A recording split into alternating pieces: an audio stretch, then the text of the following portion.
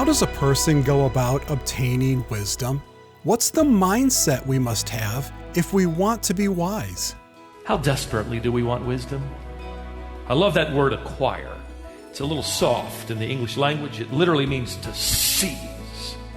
It means to grasp. It means to clutch for. There is this sense of desperation.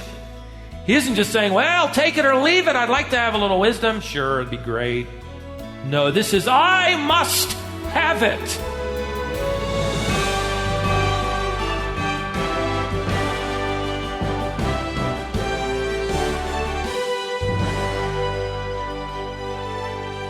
Wisdom isn't guaranteed with age, but it can transform your life. The book of Proverbs offers powerful, life-shaping truths to guide everyday decisions. What makes Proverbs unique among Scripture, and why is it called godliness in working clothes? This message explores how Solomon's wisdom shines light on relationships, choices, and navigating life's challenges. You'll learn what wisdom really is and how you can pursue it. If you're ready to grow wiser, stay tuned. Somebody sent me a list called The Perks of Getting Older. And since I am, maybe some of you are too, I thought I'd read them. Maybe you can appreciate them as I can. Here's the first one. In a hostage situation, you are likely to be released first. I don't want to test that.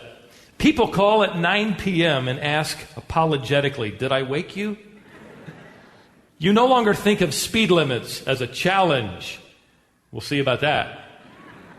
Your investment in health insurance after all these years is finally paying off. You can sing along with the elevator music. You know all the words. Here's a good one. Your secrets are safe with your friends because they can't remember them either. You know, it's one thing to get older. It's another thing to grow wiser. I have read that the book of Psalms tells us how to get along with God. The book of Proverbs tells us how to get along with people. The book of Psalms helps us know how to worship, while the book of Proverbs helps us know how to walk. While the book of Psalms is and can be easily read in church, the book of Proverbs can be read with one eye on the text and one eye on the daily news. A sentence or two in the middle of a quick lunch break at the job can sort of shape the rest of your day. This inspired collection of God's wisdom can help us sort of navigate our way through the fast lane of life. Derek Kidner wrote in his commentary, the book of Proverbs doesn't really take you to church. It calls across to you in the street about some everyday matter. It points things out at home. Its function in Scripture is to put godliness into working clothes. It's good. Warren Wiersbe wrote it this way, Proverbs is a book that tells you how to become skillful in the lost art of making a life. This book indeed is a veritable hidden treasure of wisdom, and it is available for every treasure hunter who cares to dig beneath the surface. Let's start before we dive into verse 1, and we're not going to go through every verse of every chapter. We're going to treat it thematically, but let me just kind of introduce it, and we'll cover the first few verses as he sets the stage for us. What exactly is a proverb? Well, it comes from the root word mashal, which basically means to represent. It can even, in its verb form, mean to rule or to guide. There isn't any doubt that the book of Proverbs contains rules, or we could call them principles, which generally represent the best way to live, and it gives guidance to life. The English word proverb tracks back to the Latin word that actually came from the Vulgate when Jerome translated it. It's a compound word, a proverbium, pro meaning on behalf of, and verba meaning words. You put the two together and you have a proverb that is a short statement on behalf of many words. The truth is, Proverbs have been one of the key ways to teach great truths in a very concise way in every culture and in every generation. We're familiar with a number of them. We use them often. Look before you, what? Leap. Nothing ventured, nothing gained. A stitch in time saves. I have no idea what that means, and I don't really care to know, but at any rate, that's a proverb we talk about. Here's a little longer one that I've often thought of before making a hasty decision. Better to be standing on shore, wishing you were sailing, than sailing, wishing you were still on shore.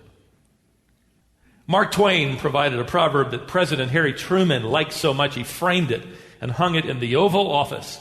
It was this proverb: always do what is right. This will gratify some and astonish the rest. A short saying or proverb I put to memory recently is this one: you are most likely to hang yourself on the loose threads of life. Another one that's worth remembering that I tucked into my memory some time ago, it says a lot in a very short space of time. Your silence may be misinterpreted. It will never be misquoted. A proverb is a small statement with great significance. They sort of stand in the place of longer speeches. You don't have to have a lot of words when you have a proverb that sort of says it all and sums it up. None, however, no matter what culture you've been in or what generation, none are more significant or important than the list that's bound in leather or in some cover on your lap, because God gave us these.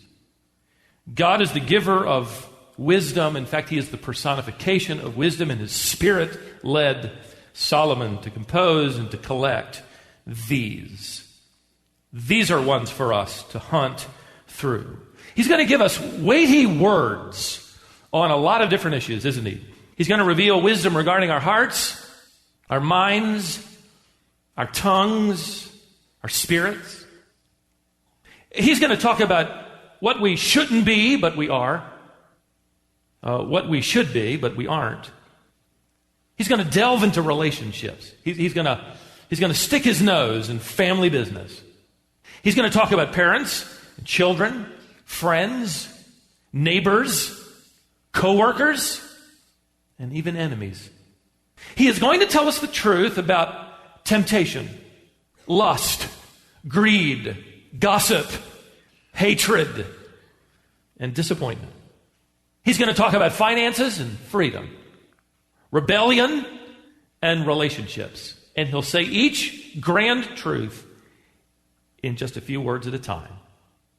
The book of Proverbs is not the sum and substance of all wisdom, but it is sufficient to allow the reader and the student to walk in wisdom. In fact, Solomon clearly delivers that purpose statement for this Old Testament book of the Bible. Turn to chapter 1 and let's look at verse 1. The Proverbs of Solomon, the son of David, king of Israel. All right, so what's the purpose of these Proverbs? Well, he's going to give us 7 treasures that come as a result of reading and studying these Proverbs. Let me give it to you first. First and foremost, the overarching treasure of wisdom. He says, I'm giving you these to know wisdom. In other words, I have given you this collection to develop in you, to describe for you wisdom. In a world that has no idea what wisdom is, I'm going to show you in living color what it's all about. The Hebrew word for wisdom is shachma. This is the ability to make the right decision for the right reason at the right time. Wisdom sets the human being apart from any other created being. The intellect and reasoning capacity of human beings has long been a source of debate as to where that wisdom came from. Where does wisdom come from? Well, the Celtic religions believe their goddess Caerdwyn created it. The Romans believe that Minerva created it. The Hindus point to their goddess of wisdom, known as Saraswati. The Greeks believe that wisdom in their long drawn-out mythologies came from the offspring of Zeus. Zeus was evidently, according to their belief, he'd heard a prophecy that his wife was going to have a daughter, and he wasn't happy, and so he swallowed his wife whole, which wasn't a very nice thing to do. And however, when it was time for the child to be delivered, Zeus got a headache, and his head opened up, and Athena stepped out. And because she came from his head, his mind, she was considered the patroness of wisdom.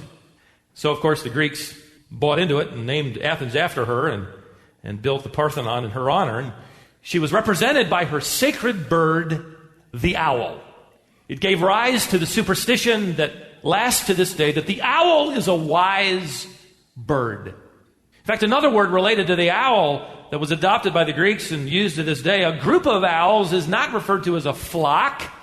The word that is used to speak of a gathering of owls is the word parliament. We as believers know wisdom comes from God. It is first and foremost who He is. It is His attribute. He is the all-wise God. Jude 25. He is the only wise God. The written word of God imparts the ability to make the right decision for the right reason at the right time.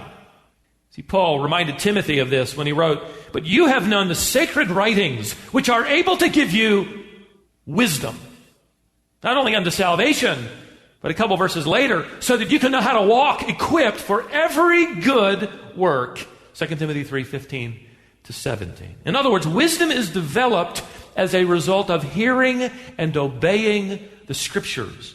Listen, a wise person is not necessarily somebody who's the smartest person in the church. No, it is the most submissive person to the Scriptures. It's what the Bible considers to be a person who is wise. This is the point of Solomon. I am delivering truths to you so that you will have this treasure, which is wisdom. Notice Solomon also says in verse 2, he gives us another treasure for the seeker of truth. Not only wisdom, but verse 2 says, and instruction. To know wisdom and to know instruction. The word instruction carries the idea of a parent's instruction or discipline that builds character. One Jewish commentator pointed out that musar, which is the word here, refers to gaining knowledge based not only hearing the truth, but learning from the mistakes of others. Solomon is saying, you read this book and you can learn from the fruits of other people's experiences. See, it isn't necessarily the best way to learn to experience everything. Well, you just had to experience that. Oh, no. One of the best ways to learn is to read it or see it in somebody else's life and learn from it and avoid it. You ever learn from somebody else's mistakes? Probably did. I remember my three brothers and I learned a lot of things from each other's mistakes. I remember being convinced that a person could jump off the backside of our garage roof, which sloped down to about 10 feet above the grassy backyard, without getting hurt if they just carried an umbrella. I had watched Mary Poppins too often, evidently. I wasn't quite sure of the hypothesis and all of the engineering facets regarding this experiment, so I convinced my younger brother to do it. It'll work, Timmy. It'll work. So he got up there on the back of the roof, there at the back end, and had his umbrella. And I said, okay, don't worry about it. It'll work. Jump. He jumped immediately. It went inside out, and he hit the grass. I was able to learn from that experience. I didn't need to try that anymore. Solomon is going to show us not just good decisions. He's going to show us bad ones. Solomon goes on to deliver another treasure. He says in verse 2 to discern the sayings of understanding. Not only do you get wisdom and instruction, but you're able to discern the sayings of understanding. The word discern, the verb here, is describing an ability to distinguish between opposites. That which is honorable and that which is dishonorable. That which is good and that which is evil. That is that which is right from that which is wrong. Discernment, then, is activated by the living word through the indwelling written word and the Spirit of God, the living word, as we submit to it and Him and live it out. Solomon adds a fourth treasure. He writes in verse 3, to receive instruction in wise behavior. That's why I'm giving you these proverbs. What does wise behavior look like? He tells us here. It looks like this: righteousness, justice, and equity. You live right, you treat people right, and you work with fairness. The younger generation is now, one author wrote, living on the moral edge. I pulled a book out by Josh McDowell with statistics, and he gave some new statistics. Listen to these. Every day in America, 1,000 unwed teenage girls become mothers. Every day, 1,100 girls have abortions. Every day, 4,219 teenagers contract a sexually transmitted disease. Every day, 1,000 teens take their first drink. Every day, 500 teenagers take their first fix. Every day, 2,200 teenagers drop out of school. Every day, 6 of them take their own lives. He went on to write, the government says the solution is better education, job opportunities for graduates. Activists say we need to eradicate oppression and injustice. Others say we need more police, punishment, prisons, and social programs. They're only dealing with the symptoms, aren't they? These are just better Kleenexes for life-threatening pneumonias. What you will discover in Proverbs, Solomon is saying, is that the answer is a radical infusion of wisdom from the Scriptures, which is then demonstrated in life and communicated to somebody else. Here's how to live. Here's how to walk. Now let me show you how. Solomon adds a 5th jewel for the treasure hunter. Proverbs have been delivered to you, verse 4, he says, to give prudence to the naive. The word prudence can be translated with the nuance of shrewdness. This is just thinking critically. This is helping others and yourself as you study this to discern, to be shrewd and wise as a serpent, harmless as a dove. The naive are gullible. He says, I'm giving you Proverbs to deepen your thinking process so that you won't be naive and gullible. You won't go along with the crowd. Throughout Proverbs, the naive are warned to think. Frankly, our world is so gullible they believe everything they're told, and as it relates to moral issues, they pay a heavy price. I've had this article in my files for quite some time that perfectly illustrates, and in a humorous way, the gullibility of people. And Richard Dimbleby of the BBC News was famous for pulling April Fool's jokes on the BBC radio April 1st. But he normally covered all of the royal ceremonial events, and he was just sort of the epitome of just a careful person and a circumspect person. And so he just kind of fooled everybody. One year he did a current affairs program where he showed a film of a spaghetti harvest in Switzerland. The film showed trees dripping with long ribbons of white spaghetti, while Dimbleby voiced over very plainly, spaghetti cultivation here in Switzerland is not, of course, carried on anything like the scale of the Italian industry. Many of you, I'm sure, have seen pictures of the vast spaghetti plantations in the Po Valley. Swiss villagers were shown carrying great baskets of harvested pasta. They were laying it out to be dried in the sun. Workers were seen trimming the spaghetti out of the trees. He concluded the show by saying, for those who love this dish, there's nothing like homegrown spaghetti. The switchboards lit up. They lit up, and people were asking how they could begin to grow spaghetti in their own gardens. The BBC answer was, place a sprig of spaghetti in a jar of tomato sauce and hope for the best. Another year, Patrick Moore, a British astronomer, he had everybody fooled. He told BBC listeners that in the morning, the planet Pluto would pass directly behind Jupiter, causing a slight gravitational pull on Earth that would make everyone feel lighter. He urged listeners to jump at precisely 9:47 a.m. At 9:48, the switchboards were blazing with delighted callers, this article said. They talked about how they experienced the floating sensation when they jumped. One woman said her entire coffee group of 11 women floated around the room. I don't think they were drinking coffee as far as I'm concerned. Another man complained he had hit his head on the ceiling. Leave it to somebody to file a lawsuit over anything, and so he was upset. Can you believe that? Well, yeah, we can. As it comes to things that are really significant, the pull of the crowd, common sense, the status quo, the politically correct, these Proverbs will help you take the stand that you need to take. Solomon goes on to deliver another hidden treasure found in verse 4, the latter part, to give to the youth knowledge and discretion. That word youth can be used for anyone on the threshold of maturity. Anybody on the threshold of taking a new step. And that fits us all, doesn't it? Because we're not just growing old. Lord willing, we are growing up. And so this could refer to us. And that's exactly what Solomon describes in verse 5. Look there, a wise man will hear and increase in learning. And a man of understanding will acquire wise counsel. I love that word acquire. It's a little soft in the English language. It literally means to seize. It means to grasp. It means to clutch for.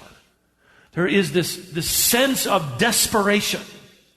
He isn't just saying, well, take it or leave it. I'd like to have a little wisdom. Sure, it'd be great. No, this is, I must have it.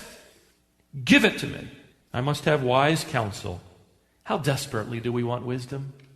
How ready are we to seize wise counsel?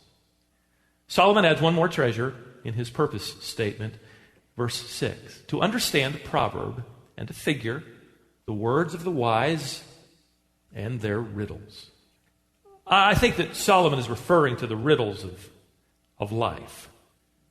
You go back to Solomon's day. In fact, you go back about 500 years before the time of Christ, and the world was mesmerized by the newest riddle. Sophocles, the Greek writer who lived 500 years before Christ's birth, had written of the Sphinx, this fallen angel. She had a lioness body and wings of an eagle and face and head of a woman. And she would stand in the marketplace and she would offer these riddles, and if you got it right, good. If you didn't, she killed you. So you avoided the marketplace when she was around. Well, her famous riddle was this: what has one voice and yet is 4-footed in the morning, 2-footed at noon, and 3-footed in the evening? If you get it wrong, you're dead. This is a reference to a baby who in the morning of life crawls on all fours, midlife standing up on all twos, in old life got a cane and 3-footed. I think Solomon hears when he talks about giving us wisdom, he's not just talking about, can you figure that one out? He's talking about, can you figure out the riddles of life? Because they're coming at you fast. They're coming at you furiously. Are you ready for the riddles of life? James Dobson wrote an article that I filed away for later use. He told the story of a friend of his that was flying a small, single-engine airplane toward a country airport a few years ago. He was behind schedule, and he arrived flying overhead about the time the sun had dropped behind the nearby mountains. And by the time he maneuvered into a position to land, the field was dark. It was hazy at best. He couldn't see clearly enough to risk a safe landing. There was no one on duty at the small local airport, no lights along the runway. He circled the runway for another attempt to land, but by then the darkness had become even more impenetrable. And now it was too late. For 2 hours, Dobson writes, he flew his plane around and around and around the clearing he knew was below that small airport and grass runway. But the darkness of night had swallowed him up. He knew that if he didn't land, he was going to face certain death when his fuel ran out. But by now, he had no way to even determine which way the landing strip was heading. Great panic gripped him. Then a wonderful thing happened. A neighbor who lived near the airport had heard the continual droning of this man's plane engine and realized his predicament. He hopped in his car and he drove out to that grassy airstrip, and he raced back and forth and back and forth and back and forth a number of times till he was certain the pilot had spotted him, and he had. Then this man drove to the end of the runway and put on his high beams so that plane could see, and that man was able to safely land his plane. This man's kindness served somewhat like the book of Proverbs. It's dark out. It's very dark. Here are the guidelines. Here's the direction of the runway.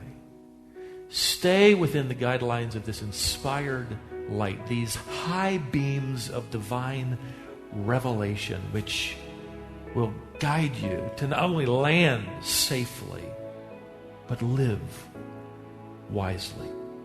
This is the purpose statement of Proverbs. Would you like to be wiser than an owl? Here's the answer. Let me give you several observations before we wrap it up. Number one, a person is not considered wise because he knows everything, but because he longs to learn more. Number two, a person is not considered wise because they know what to say, but because they know how to listen. One more, a person is not considered wise because he knows everything, but because he obeys what he knows.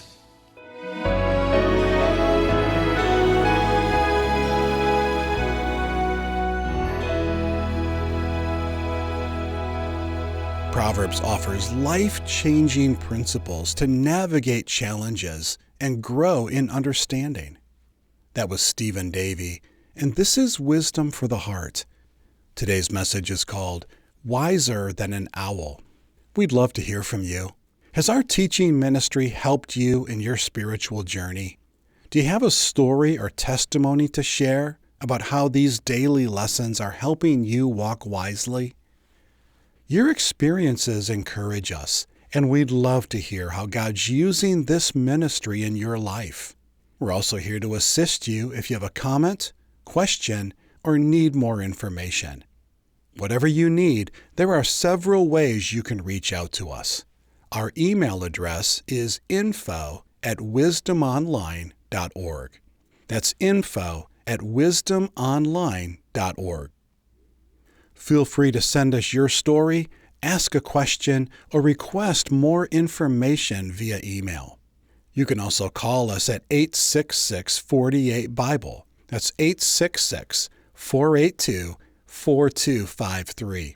We're available in the office weekdays from 8 o'clock a.m. to 4 o'clock p.m. Eastern Time. We're happy to take your call and assist you with anything you need. If you'd prefer to write to us, our mailing address is Wisdom International, P.O. Box 37297, Raleigh, North Carolina, 27627. We'd love to hear from you, whether it's a story of how this ministry has blessed you, a question you need answered, or just a comment. We're here to listen. Reach out to us today via email, phone, or mail, and let's connect. Before we leave you today, I want you to be aware that Stephen has the content of this series available as a book.